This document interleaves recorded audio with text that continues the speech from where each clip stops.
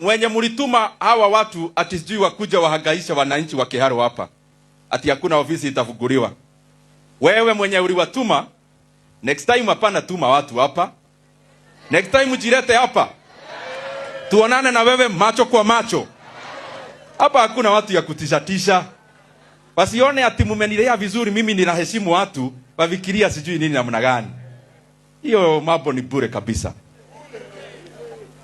Na niwaeleze pia, wewe unapiga simu kutoka Nairobi ati ofisi isifunguliwe, ni sawa. Simu yako umepiga leo, ofisi ya Kahuro hapa ya Mugoiri isifunguliwe.